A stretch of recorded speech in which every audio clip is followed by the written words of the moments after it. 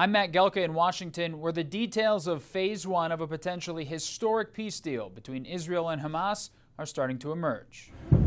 Israel and Hamas signed on to Phase 1 of a U.S.-led peace deal Thursday. It starts with a ceasefire and hostage release. At the White House, the president celebrated the agreement during a cabinet meeting. Something that people said was never going to be done. We ended the war in Gaza and really, on a much bigger basis, created peace. And I think it's going to be a lasting peace, hopefully an everlasting peace.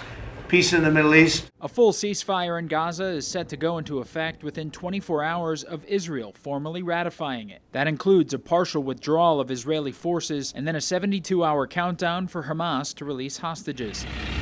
There's believed to be about 20 remaining living hostages and the remains of 25 others. We are getting the hostages back on Tuesday, Monday or Tuesday.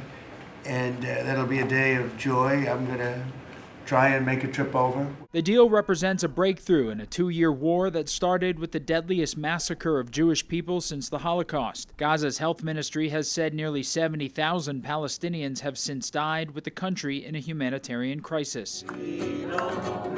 There were celebrations in Israel and Gaza when reports of a deal first emerged. The concern with any agreement is whether or not it holds. The hostage release is only described as Phase 1. The peace deal proposed by the Trump administration is a 20-point plan that includes rebuilding Gaza without Hamas. The timeline of how future phases would play out is still unclear. There will be disarming, there will be pullbacks, there will be a lot of things that are happening. I gave you a whole list of 22 different things that will take place. And I think it'll take place, and I think you're going to end up with peace in the Middle East. But we have to get our hostages back.